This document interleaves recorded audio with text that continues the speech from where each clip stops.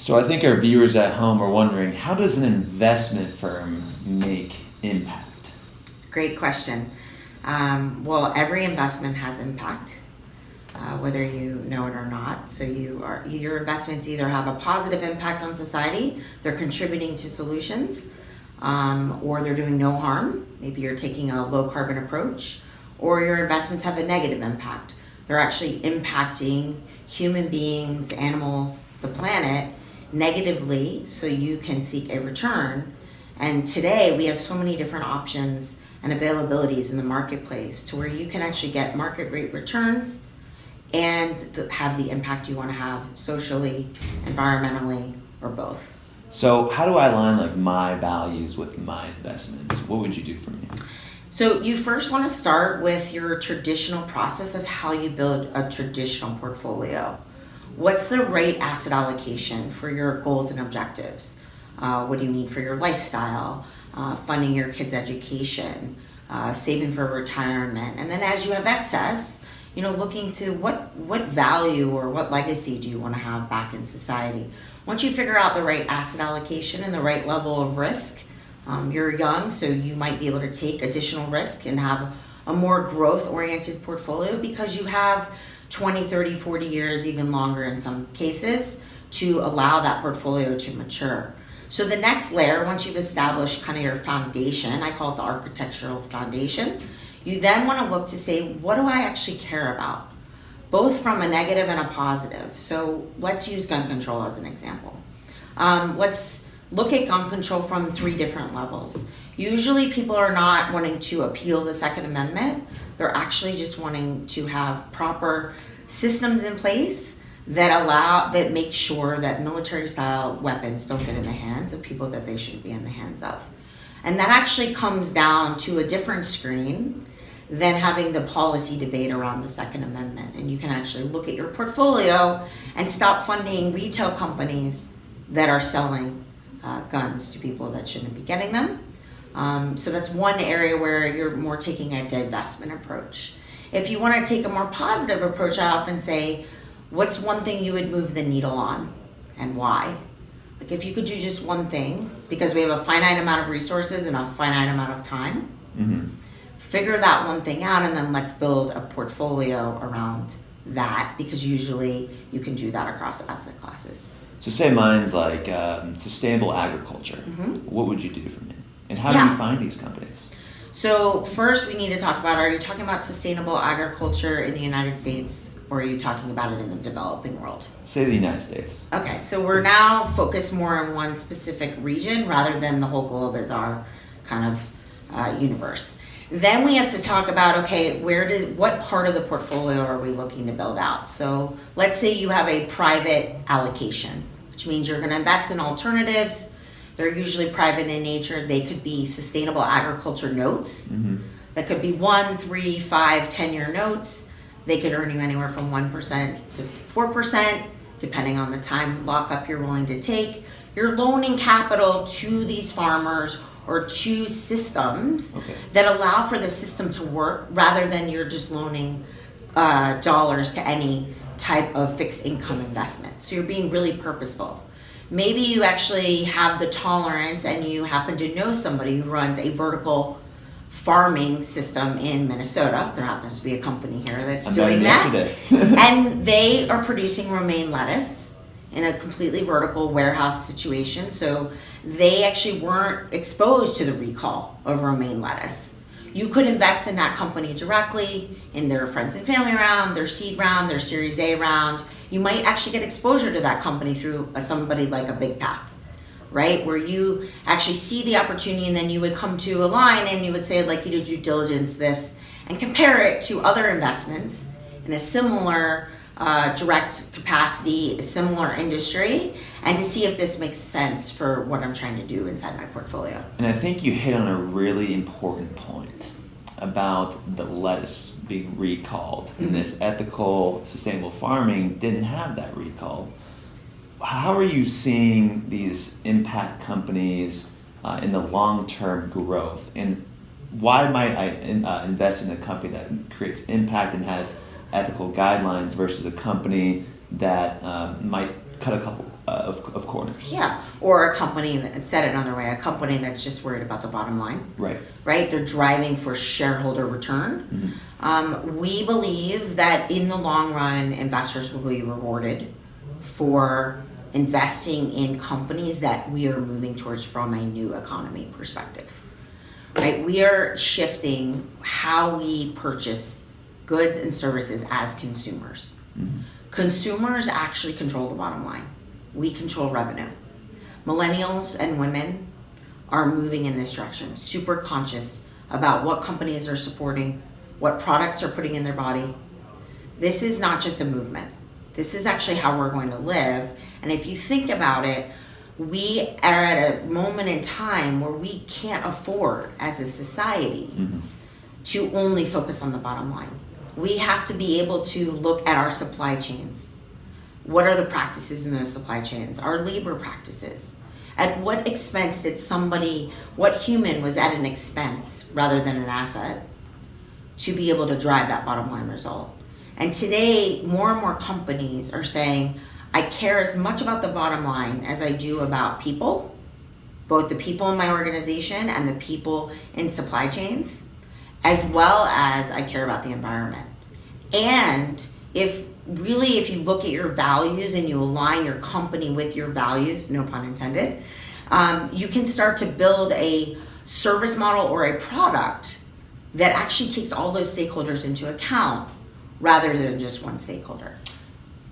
How do your employees align their own core values with Align Impact? Yeah, it's a great question. So we spend a lot of time interviewing before anyone joins our team because I want to know that they're cut from the same cloth. Right. I want to know what they want to move the needle on. They're my biggest asset, right? Most people look at employees as an expense. They're actually your greatest asset. They're my partners. They are the future of the company and the ecosystem and the industry. They have to come with this integrated into who they are. They have to live out these values, right? They have to be able to say, I want to invest my 401k this way. I want to shop this way. I'm going to look at this sometimes in their clothing choices or their food choices. But they each have something that drives them. That really is the reason why they come to work. They're very talented in the core competencies and investments and things that we have to do day to day. But I would say if you sat around the table and you interviewed each of them, I think you would say, wow, how do all of these people have something that they're deeply passionate about and it comes out every single day in what they do? What drives you and how did you land upon Align Impact? Great question. There's a long answer and a short answer, so I'll give you the short answer. Give me the long answer. I've got time. So really 2 defining moments. When I was 28, I had been chasing money, titles, fame, fortune, if you want to, for lack of better words, in the traditional investment arena. And I really loved what I did. I never really imagined leaving that career. I was a partner at 27 and really thought that this was my calling in life. But what no one really knew is that I was severely depressed. My outlet was work. So when I was at work, there was an outlet that I could kind of be excited about. But it got to a point where I was like, this is never going to be enough. And kind of through that journey, I started working with the homeless population in Los Angeles. I started really understanding why homelessness exists. It's really a breakdown in social circles. They have a lack of support system. The lack of support system or the lack of resources creates mental illness, which creates them to spiral down. So after studying in and really working inside of that community, I started to see that during the day I was working with people that were looking for purpose and had an abundance of resources. Very wealthy families, foundations, individuals. And in the evenings, I was working with homeless people who were trying to survive, who were trying to not be raped, would ride the bus from Long Beach to LA and back all night long just to be able to survive the streets. And I was like, why aren't we bridging abundance and scarcity? And then I really healed my own kind of, what is my purpose? And then I went to Nicaragua in 2011 and I saw the same thing as I was pulling children out of garbage dumps. Like, why does this exist? Why can't we bridge our capital system? with our philanthropic system to have systems work so that people actually have access and opportunity and a chance to survive. And then the really defining moment was when I went to East Africa and looked at 12 social enterprises in late 2013. And I just didn't come back the same person. I knew in that moment that I wanted to help families, foundations, individuals, and institutions and their advisors figure out their why and then how they were going to do it and what they were going to do, and to use capital as a force for good. We have $410 billion that we contribute to charity each year. We have over $100 trillion in the capital markets.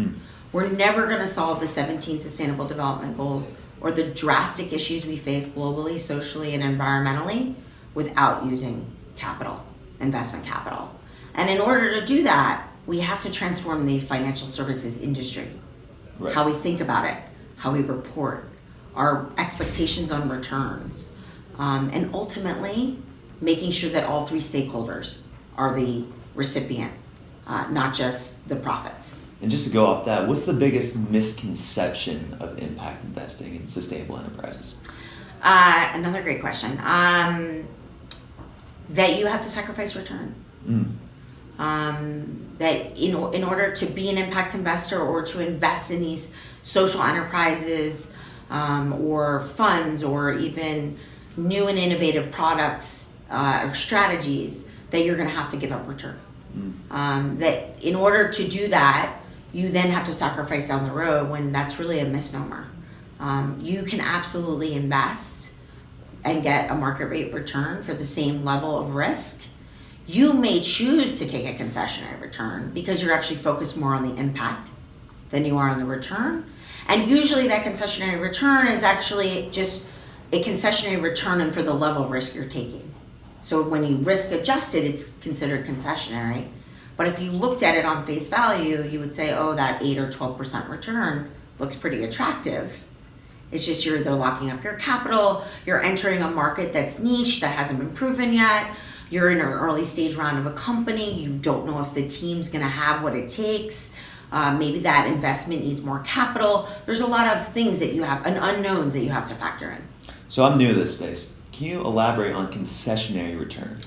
Sure. So concessionary returns are usually a little bit of what I just said maybe more simply, below market. Okay. So you're getting a below market rate return for the level of risk you're taking. Okay. Or you're maybe having some illiquidity in making that investment. So you don't have access to that capital daily like you do in the public markets. And so you're foregoing a different investment to make this investment. And you might be getting a lower rate of return for the level of risk you're taking on compared to something else you may have an opportunity to invest in. Okay, got it. And Jen, you touched on a mega trend earlier.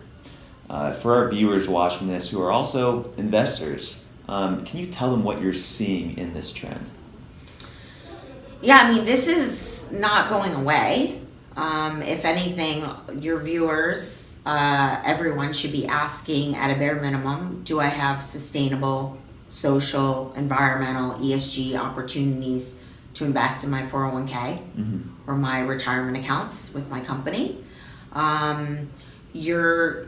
You have opportunities. Retail investors have enormous opportunities. There's hundreds of opportunities from an ESG, environmental, social, and governance. Those are usually factors or ways we look at investments to invest. You can start investing in your local communities and really being a steward of the capital and rebuilding those local communities. 49% of this country is rent burdened, which means they're spending more than 30% of their after-tax income on rent. It has a rippling effect. It's usually single moms and minorities. And that affects the education that their children can get, their extracurricular activities, the access to healthcare. A lot of these issues are intertwined. And so if we think about trends and how we're going to get there as a society, we have to start using all of our capital to do that, right? How we give, how we invest, and how we consume.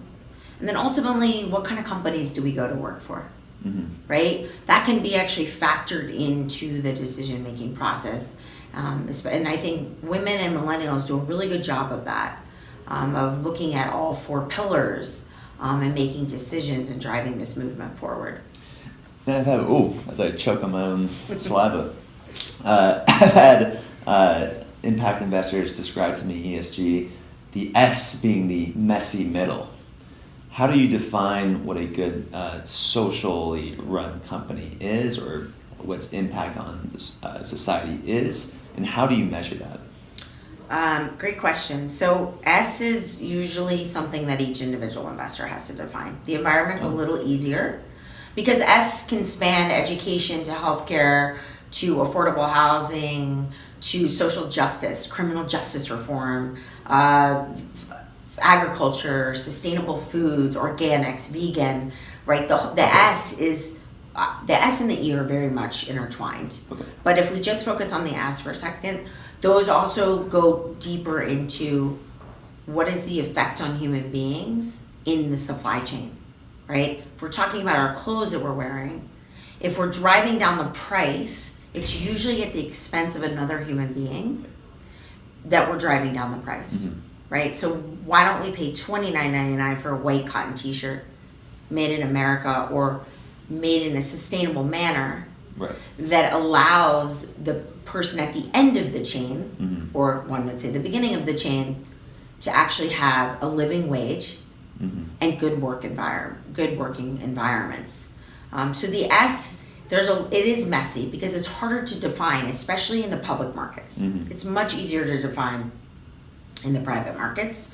And then you asked about how do we measure. Measurement's really controversial in this space. My personal philosophy is you have to measure what inspires you to take action.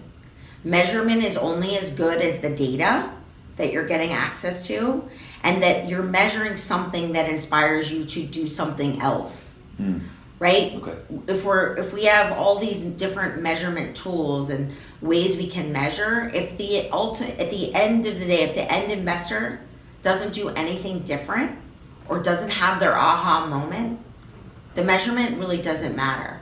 Now, if you're going to call yourself an impact investor, an impact fund, a sustainable company, a company around mission, you have to be able to measure that and report on that. Otherwise, you're just a traditional investment. Right. And so I think, everyone needs to figure out what they want to measure, what's realistic to measure with the data that we have, and then let's measure not only outputs, which is what we usually do, reduction in CO2 emission, number of jobs created.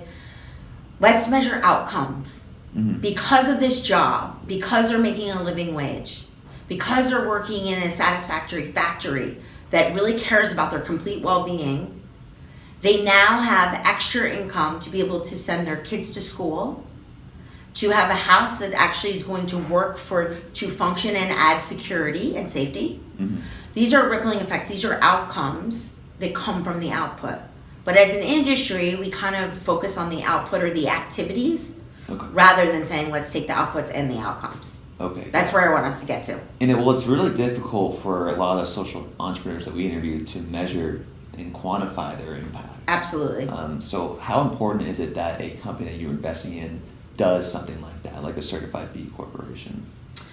Well, we're a B corporation as well, and we believe you should really understand your footprint and kind of your impact on society.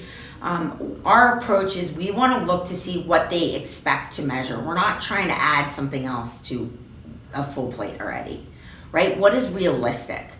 And my philosophy in that is it's actually setting expectations. Expectations, whether you're a donor or an investor, of what we actually can measure today and what we could measure over time, and we have to do it over time. We're not going to be able to measure outcomes in year one. Right. We may be able to measure outputs or activities, numbers, and we're going to be able to measure outcomes over 3, 5, 10 years. What's the savings back to society, right? So I think a lot of it is education, and then sitting together as an investor, and maybe you're the sustainable company I'm looking to invest in, and really making sure it's a win-win, that we're aligned. Right. Our values are aligned. What I'm expecting as an investor in you to deliver in terms of return is aligned. That when you go to sell, that you're going to retain your mission, and you're going to keep that alignment, right? Those are the things I'm looking for. I'm not actually trying to add something else to your plate that it actually is not possible. Mm-hmm.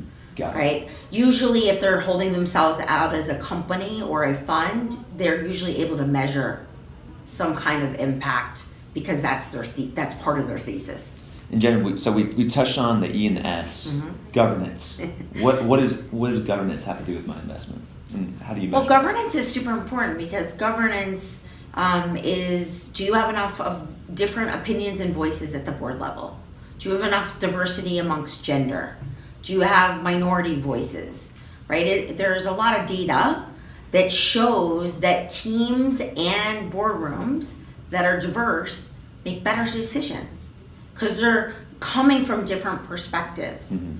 Governance is also, keeps there from being, illegal activities and keeps people honest. There's different levels of governance, right? We want to have checks and balances, right? So that there isn't so much control somewhere. At the C level, we need to make sure that we're being paid equally, regardless of gender. That we're being paid based on the job that we're doing. Those are more G factors, right? How does a company look at gender and diversity? How do they look at equal pay? How do they look at time off? How do they look at maternity and paternity policies, work-life balance? What programs do they put in place? What rewards systems? All of those kind of back-end processes are part of a culture of a company and really usually fall under the G side of the equation. And they're just as important because data says that diverse companies actually produce better results. And just to stay on the governance line, how important does leadership play a role in that decision to measure a company on their governance? I think a lot. A good example in the public markets is Shell. Shell is actually tying its C-levels bonuses to the actual reduction in CO2 emission and how far they move on the climate mandate and towards the renewable economy. I think that sends a huge statement of where the company's values are. And if I'm deciding on whether I want to invest or purchase gas from Shell versus Exxon, that's going to help in my decision process. So I think a lot of times the leadership is where the values come from, right?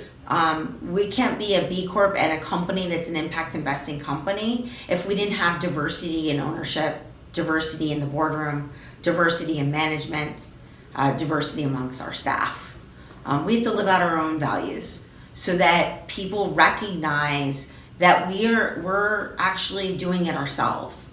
And I think that's becoming more and more important every single day. And I think a lot of it is driven by the millennials. They're looking for this type. We talk about the millennials a lot, but Gen Z is right behind them, right? They're actually going to be tougher than the millennials, right? They're going to demand that companies have this at the leadership level, right? Who is the leader and what do they stand for? I mean, I do this work because 2 billion people live below the poverty line. Right. And we are at a point in time when it is absolutely imperative from a climate perspective. And we have enough resources. We have enough access. We are just not bridging that access and opportunity for all people so that the world works for 7.8 billion people. Right? I don't do this to get a paycheck or just to build a company. Or there's easier ways to do that. Truthfully.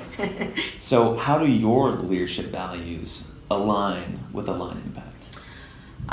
Well, one in hiring. 2, I think in our compensation structure, really tried to have it be a tiered process to incentivize teaming and to reward for all of us pulling in the same direction. That the ecosystem building is as important as building the firm. We're a piece of the ecosystem.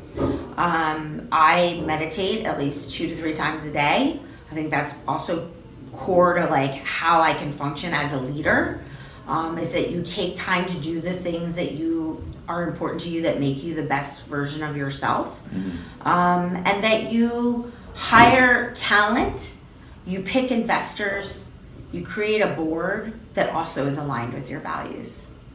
Right? You don't just take anyone. It's all, my board is cut from the same values. They have different things that they're focused on and different areas that they get passionate about. But at the end of the day, we all believe that this is how we're going to invest in the next 10 years. This won't be a debate. And that we're building a piece of that infrastructure. Well, Jen, I hope our viewers have values like yourself, because we need more people like you. Thanks for coming on Real Leaders Live today. Are there any last words that you'd like to tell our audience about where they can find more information about Align Impact? Well, thanks for having me. It's always an honor. I would say my call to action is that every investment has impact. So look at one thing you own, or your next purchasing decision, and actually look at what you're buying or what you're investing in, and just know what's underneath that. And you can get more information at alignimpact.com. You can follow us on Facebook, Twitter, and thank you for having me. Folks, Jennifer Kenning, the co-founder and CEO of Align Impact, thanks for coming on the show today. Climate change, big issue. It's up and coming. Align your money with meaning. Folks, thanks for tuning in to Real Leaders Live, and now a quick video about the Real Leaders 100 winners.